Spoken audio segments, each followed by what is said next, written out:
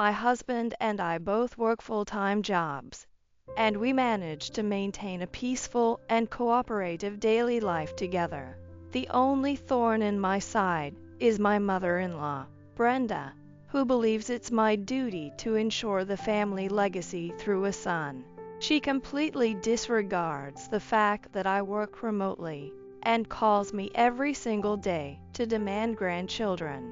I brushed it off at first, but one day, Brenda and my sister-in-law, Margaret, barged into my house, pinned me down, and tied me to a chair with rope. "Stop, it hurts, someone help me," I screamed, but Brenda and Margaret only laughed cruelly. And to make matters worse, this horrifying scene was being live-streamed during a business meeting with a client. Call the police. The person who saved me turned out to be someone who shocked even Brenda and Margaret. My name is Nancy. I'm 33 years old, married, and work for a company specializing in imported furniture sales. My husband, Gary, is 2 years older than me at 35. He works for a prestigious trading company known as one of the best in the industry. We've been married for 5 years, but despite trying, we haven't been blessed with children yet. We hoped nature would take its course, but things haven't gone as we wished. It might sound arrogant to say this, but I've always been proud of achieving whatever I set my mind to through hard work. I got into my top choice university's foreign language program, studied abroad thanks to my parents, and graduated on time thanks to an exchange program. This allowed me to land a stable job in the career I had dreamed of, utilizing my language skills. That's not to say my childhood was all about studying, or that I lived a rigid, overly disciplined life. I genuinely enjoyed studying and took the initiative myself, earning the trust of my parents and teachers. I was given a lot of freedom to make my own decisions and set my pace in life. However, I was never athletic and preferred staying indoors. During middle school, I joined the band and spent countless hours practicing with my teammates. Some of those friends are still close to me today, as are the best friends I made in high school. I feel truly fortunate to have such meaningful connections. With a strong academic background and a solid career, I also found an amazing life partner. I met Gary through a mutual friend, and we clicked immediately because of our shared values. It didn't take long for us to start dating seriously with marriage in mind. Our married life has been nothing short of fulfilling. However, for the first time in my life, I've encountered something that my hard work alone can't solve. Having a child is not something I can achieve on my own, no matter how much effort I put into it. It requires cooperation from my partner, and even then, there are no guarantees. In my life plan, I had envisioned having my first child within 2 or 3 years of getting married, followed shortly by a second child, but reality has turned out to be far from that ideal. That said, I'm not desperate enough to actively pursue preconception care. I love my work and enjoy my fulfilling daily life, so I've started to think that a life without children might not be so bad. Gary feels the same way, and we are perfectly aligned as a couple. However, there is one person who has no qualms about barging into our life uninvited. That person is my mother-in-law, Brenda. "Nancy, when will I get to hold Gary's baby in my arms?" As soon as Brenda found out that I work remotely, she started calling me frequently, even in the middle of weekdays, without any regard for my work schedule. "Brenda, as I've mentioned before, even though I work from home, I'm still on the clock. I'd appreciate it if you could avoid calling during work hours unless it's an emergency." I've told her this countless times, and Gary has even tried to caution her, but she always prioritizes her feelings. She comes up with flimsy excuses to justify her calls. Well, How dare you say that such an important matter about the family legacy isn't a big deal? No, that's not what I'm saying. I try to explain that it's about the timing, not the topic. But she shifts the argument and turns into a hysterical drama queen. Being dedicated to work is fine, but if you're not going to have kids, then you're not fit to be my son's wife. Listening to outdated assertions makes me feel like I've traveled back in time. Honestly, being excluded as the son's wife and not treated as part of the family might actually work in my favor. Yet, Brenda doesn't truly want to accept me as part of the family. And still, she constantly insists that I should act like a proper wife for her son. The reason why my relationship with Brenda has become so strained goes back to an event from 5.5 years ago. It was when we asked her to sign a witness section on our marriage license. Gary has an older sister, Margaret, who is 2 years older, and a younger brother, Ryan, who is 7 years younger. Margaret is married, but Ryan is staunchly single by choice. Although Gary, as the eldest son, is traditionally expected to carry on the family name, he personally had no problem with us adopting my last name after our marriage. Gary didn't hold on to old-fashioned views about family legacy. For him, marriage was about the union of two individuals, with family being a supportive but secondary part of that connection. That's not to say he disregards his family.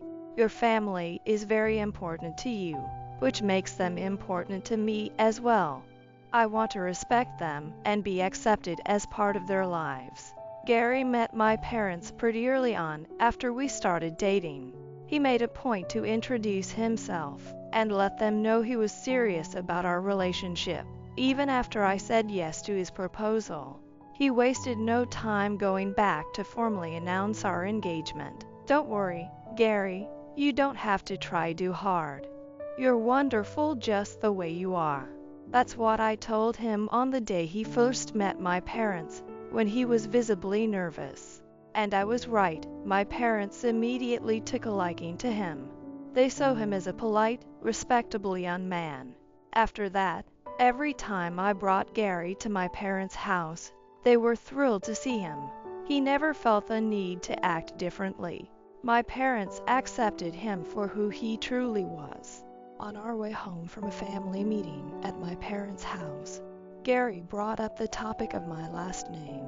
I mean, I have a younger brother, right? But you're an only child. Wouldn't your dad and mom feel a little lonely if your last name changed after you got married? I could feel his thoughtfulness, not just for me, but for my parents as well. And it made me incredibly happy. But Brenda's not going to approve of that. Remember when we went to your parents' house for a family meeting? She kept saying things like, "You're the heir of this family," and as the wife of the eldest son. His mother, Brenda, had a completely different perspective from Gary. She seemed to hold on to traditional values about family legacy, expecting the eldest son to carry on the family name and responsibilities. I never had the chance to meet Gary's father. He had already passed away by the time Gary and I started dating, so I don't know what kind of person he was. But from the way Gary would fondly reminisce about him, it was clear he deeply respected his father. As the breadwinner of the family, his father must have been someone Brenda relied on heavily. Now that he's gone, it feels like Brenda expects Gary to step into that role.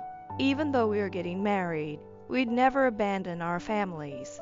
From now on, I hoped Brenda could understand that our priority would be the new life Gary and I were building together. For Brenda, Gary is her pride and joy, a well-educated man working at a prestigious company. It's natural for her to feel proud of him. Yet, there's a part of her that seems to see me as the woman taking her son away. I could feel her cold stares, but I couldn't bring myself to talk to Gary about it.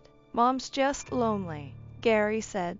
"Margaret's married and moved out. Dad's gone, and Ryan's living overseas. She's probably just feeling like there's nothing keeping her grounded at home.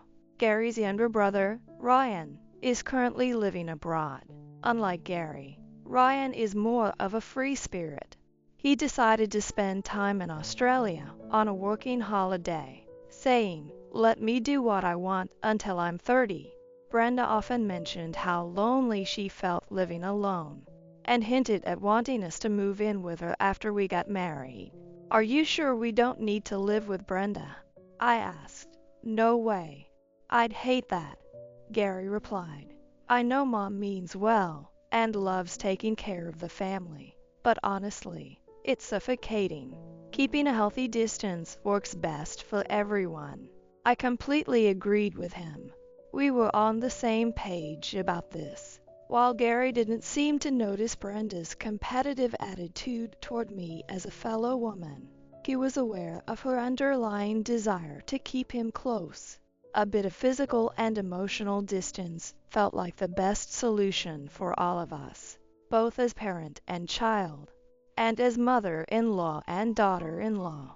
A few weeks later, at a family gathering where both sides met, Brenda played the part of the perfect mother-in-law flawlessly. My parents seemed completely at ease and told me they had no doubts about Gary and me starting a happy life together. They were fully supportive.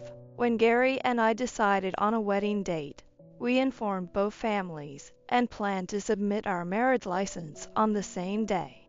Before the ceremony, we needed Brenda and my dad to sign the witness section on the paperwork. That's when Brenda's facade as the ideal mother-in-law quickly crumbled. "Nancy is an only child, so I think it's fine if I take her last name," Gary said. Brenda's expression darkened with anger as she strongly opposed the idea. "Gary, what on earth are you saying? Have you lost your mind?" The elegance she had been pretending to have completely vanished, leaving my parents stunned and speechless. "You are the precious heir to our family.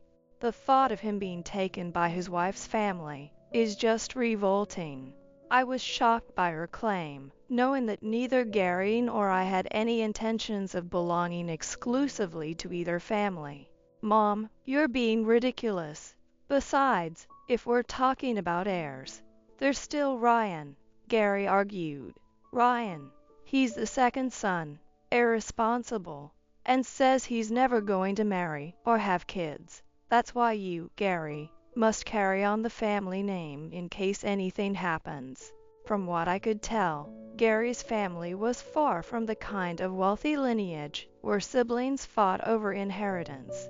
They were a modest, middle-class family at best. Quietly, I thought to myself that my family seemed more financially well off. Unlike Gary, I was an only child. Perhaps it's just my perspective after growing up with all the resources and attention my parents could afford to give me. Besides, Margaret had no issue taking her husband's name and staying close to her family. It seemed like Brenda was the only one so obsessed with family legacy. Thankfully, my dad smoothed things over before the argument escalated.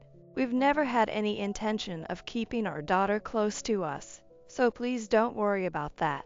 Nancy will take Gary's last name." My dad reassured Brenda. That calmed her down, and the engagement was saved. However, Brenda's resentment toward me never truly disappeared. Had we been blessed with children sooner, perhaps the dynamic might have improved.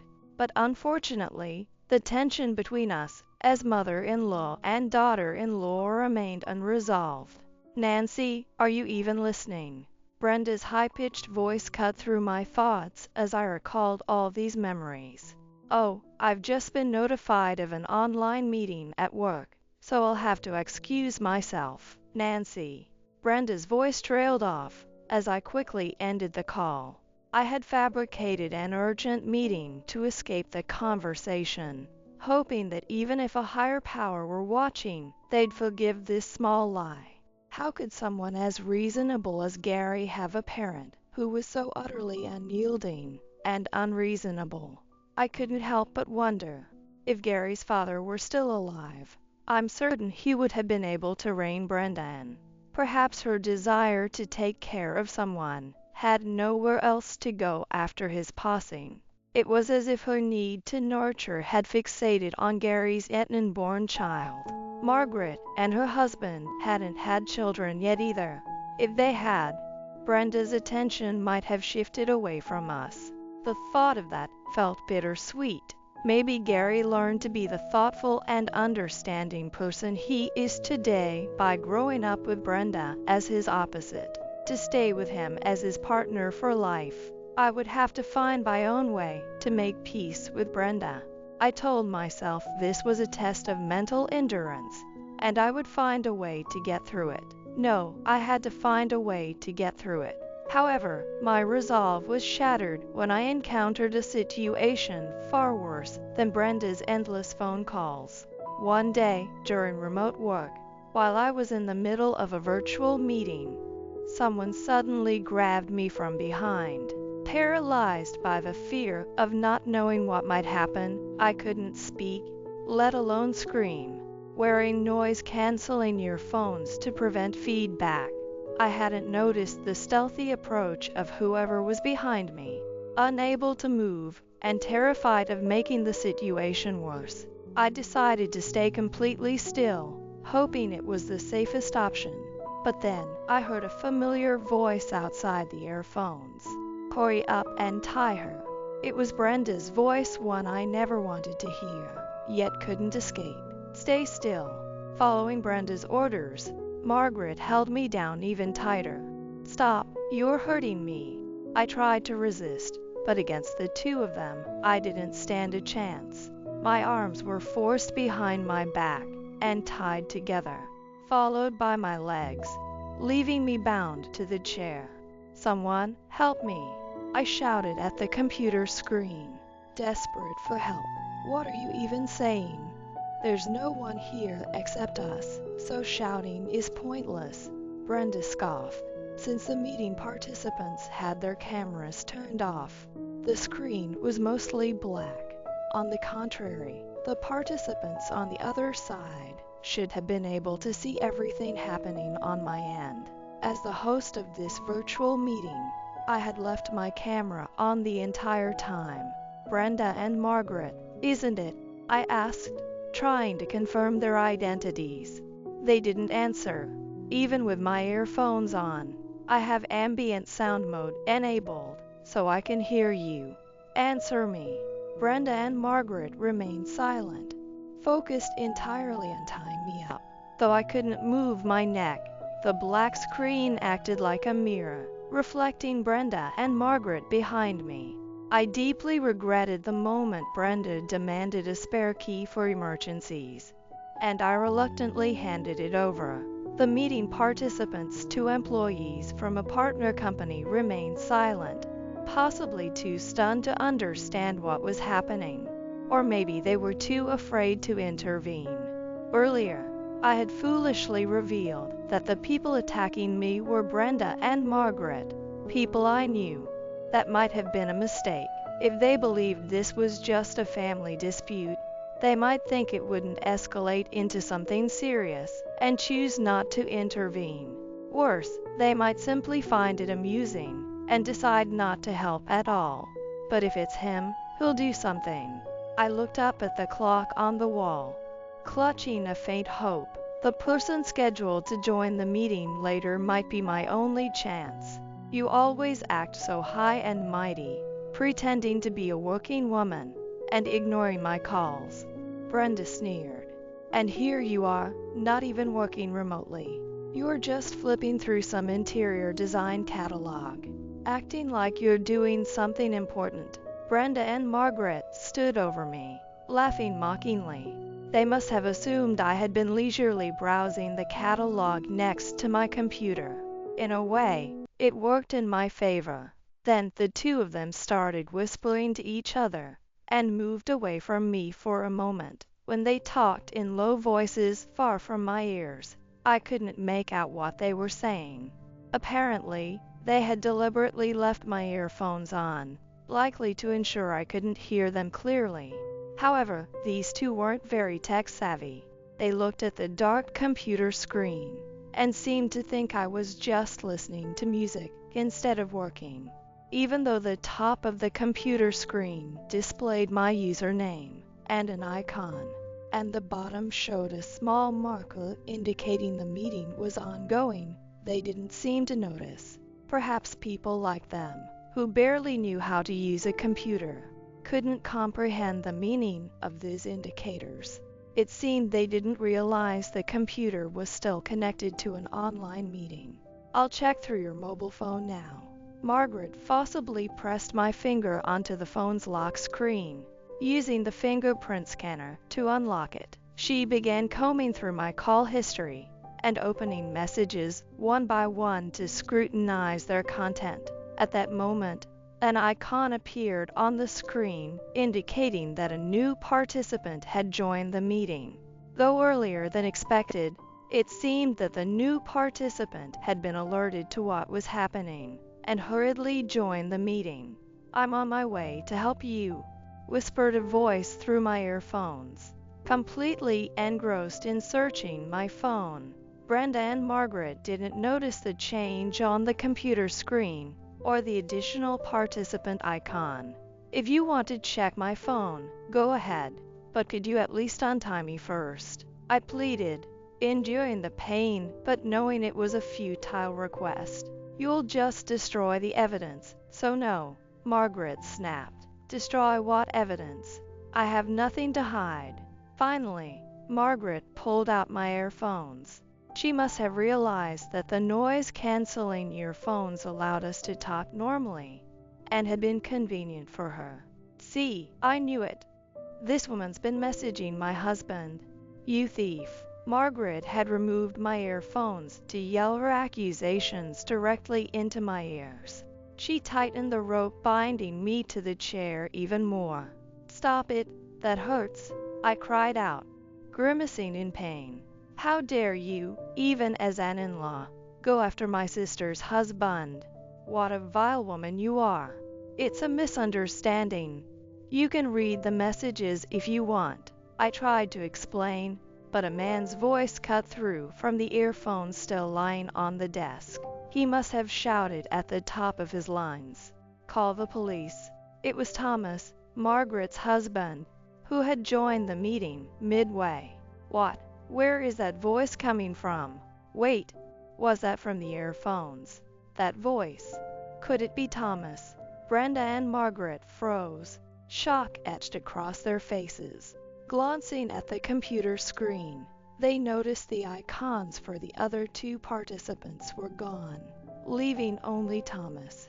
Clearly, Thomas had dismissed the other participants to prevent further embarrassment for the family. "That's right. It's me, Thomas," he said firmly. "I've been in the meeting this whole time." "What? How is that possible?" Margaret's confident expression wavered, revealing her growing panic. "I'll explain later. For now, I've asked a colleague to call the police. If you have any sense left, you'll untie Nancy right now," Thomas said in a calm but commanding tone. "Margaret, the police. What do we do?" Brenda stammered, her face pale with fear. "Mom, Thomas is just bluffing. There's no way he'd actually report his wife and mother-in-law to the police," Margaret said, still trying to maintain her composure. Their dismissive attitude made it clear they never respected Thomas in the first place. "Listen to me," I tried again, only to be met with Margaret's icy glare. "Shut up, you cheating woman," Margaret growled. At that moment, the front door swung open, and Thomas stepped inside. He must have stayed connected to the meeting while rushing over in a taxi. Without hesitation, he pulled Brenda and Margaret away from me and untied the ropes binding me to the chair. "What on earth were you two thinking?" he said, his voice heavy with exasperation and overshadowed by sheer disbelief. "You wouldn't really call the police, right?" Brenda pleaded, panic creeping into her voice. "After all, We're family. You wouldn't go that far, would you?" Thomas shook off their desperate pleas, staring coldly at them. "How can you ask that after what you just did? After seeing such barbaric behavior? How do you expect me to continue treating you as family?" From my perspective, he has always seemed like a calm and gentle person, but this was one of the rare times I saw him raise his voice. "You can't possibly mean calling the police? Please, stop this now. I'm begging you." Brenda, sensing the seriousness in Thomas's tone, pleaded with a panicked expression. Margaret, on the other hand, refused to back down. "How dare you act all self-righteous and accuse us, Thomas? Aren't you the one having an affair with her?" Margaret said this with a triumphant look, as if she had uncovered some shocking truth. "What? That's absolutely not true," I exclaimed. Margaret, an avid fan of romantic dramas and prone to oversimplification, had somehow equated the mere fact that Thomas and I exchanged messages to evidence of an affair. It seemed she had entirely forgotten Thomas's earlier statement that he had been participating in the online meeting. "You are really is reckless. Any normal person would immediately understand that when I said I was in an online meeting, it was work-related, but you, well, she has no grasp of social awareness, Margaret," Thomas said with a deep sigh. "What the heck, don't treat me like an idiot. If it was work-related, you should have just told me honestly. The fact that you kept it a secret makes me think there was something shady going on. Margaret, who doesn't have a job herself, might not understand that bringing inappropriate emotions into a professional relationship or handling deals carelessly just isn't how work operates. As I said earlier, if you read all the messages, you'll see it's really just about work." Nancy's absolutely right. Recently, a contact in interior design introduced me to a restaurant production company. They were interested in buying imported furniture from my company for their new projects. As soon as I heard the company name, I realized it was where Margaret's husband, Thomas, works. I never imagined he would be the person in charge of the project. Thomas was equally surprised to see me, but his enthusiasm for this opportunity was undeniable. After years of developing this restaurant concept, his dream was finally becoming reality. He was determined to make it succeed, and I felt compelled to support him however I could. We communicated frequently, both during and outside work hours. Perhaps this was why Margaret misunderstood. I happened to see the app notifications and realized they were from her. It was so frequent that I began to suspect an affair. I mean, every time a message came through from her, Thomas would grin and rush off to read it in private. I was just excited about the possibility of making my dream come true, and Nancy's furniture suggestions were genuinely amazing. It was purely professional. If only Margaret had asked Thomas directly, this misunderstanding could have been resolved easily. Instead, her paranoia spiraled out of control. I'm not the one at fault. It's Thomas's behavior that made me misunderstand. Margaret stubbornly insisted it was all his fault. "You're the one who said not to bring work into our home, Margaret. Whenever I tried to talk about my projects, you just look annoyed and bury yourself in your mobile games. You never listened to me." Tears seemed to well up in Thomas's eyes.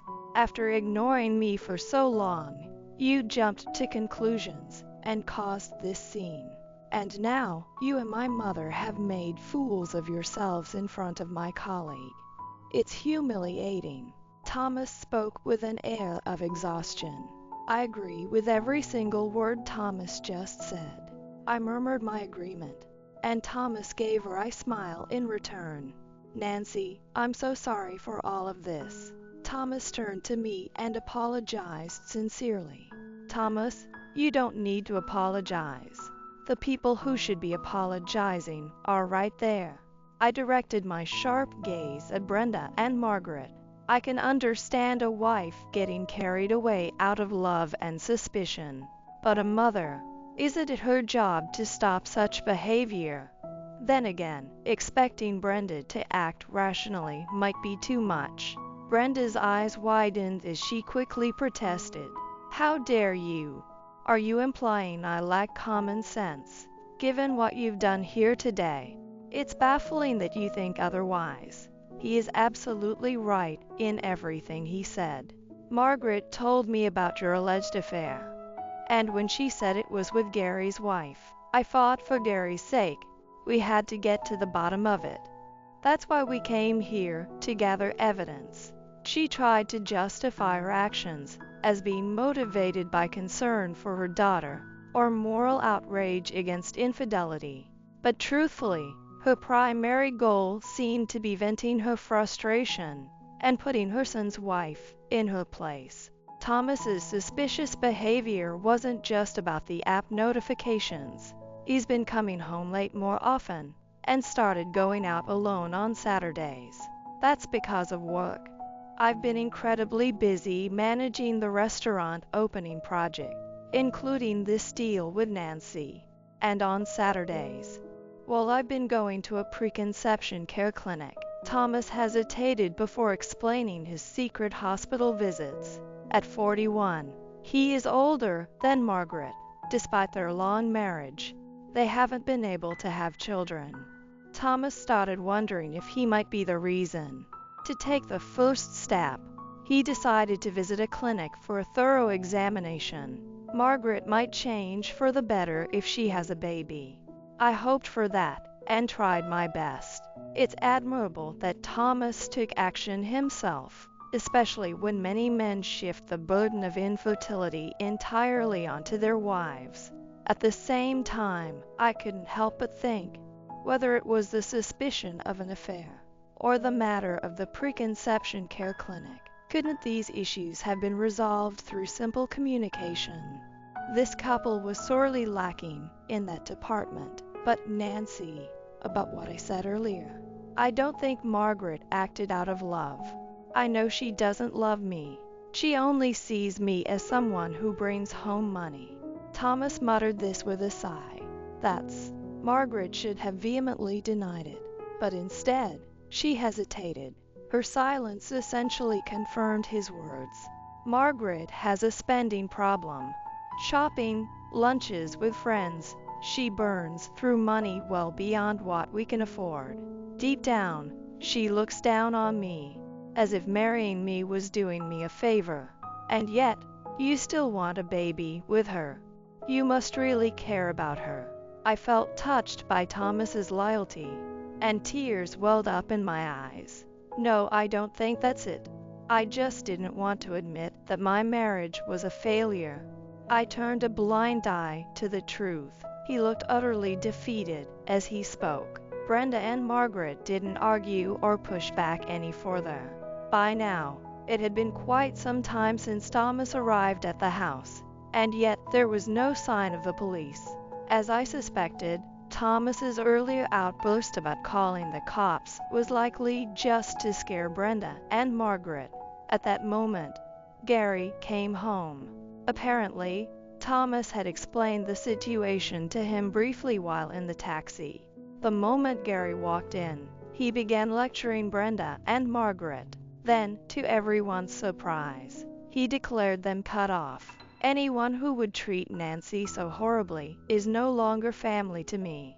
I've overlooked a lot out of gratitude for what you've done for me. But this is unforgivable. I'd never seen him this angry in all the time I'd known him. Honestly, I've been sick of Mom's overbearing behavior since I was a kid, watching her act jealous of my wife, as if Nancy took me away from her, is honestly disgusting. Gary's harsh words left Brenda completely stunned. Even I was shocked. I had refrained from discussing Brenda's hostility toward me, thinking it would be too awkward. But it turned out he had seen through it all along. Even in family relationships, There should be mutual consideration. Not everything needs to be laid bare. But there's a balance that keeps the peace. Brenda and Margaret had utterly destroyed that balance. Gary, you seem so refreshed. And you're right. Someone who treats the people you love so poorly isn't family. Maybe I haven't been valuing myself enough. Margaret, I want a divorce. Thomas's heartfelt admission left Margaret with no choice but to hang her head. The truth was, their marriage had been broken long before any suspicions of an affair surfaced. Brenda, meanwhile, faced a double blow. And not only was she rejected by her eldest son, but her daughter's divorce now seemed inevitable. She appeared deeply shaken. The online meetings were recorded because I, as the host, needed to document them. That means I can submit the footage as evidence to the police anytime. If you pull another stunt like this, I won't hesitate to press charges. Gary's firm stance gave me the courage to make my own declaration. Soon after, Thomas and Margaret finalized their divorce. Margaret blamed her misfortune on her mother's failure to stop her from spiraling, further straining their relationship. Brenda, now without a solid emotional anchor, began pressuring Ryan, my brother-in-law living in Australia, to return to America. Gary mentioned that Ryan had vented his frustrations to him. Even Brenda, who usually had nerves of steel, refrained from contacting us. As for Gary and me, our married life continued peacefully. And then we discovered I was pregnant. To tell the truth, when Brenda and Margaret had tied me up that day, I hadn't realized it yet. But our baby was already with us. Thinking about what could have happened made me even more resolute not to forgive them so easily. I plan to keep as much distance from them as possible moving forward. Gary, excited as ever, has already started buying baby clothes, even though my belly hasn't started to show. He's eagerly anticipating our child's arrival. As I cradle this new life within me, I feel like I'm carrying the future itself. I want to live happily, with the strength to protect what truly matters.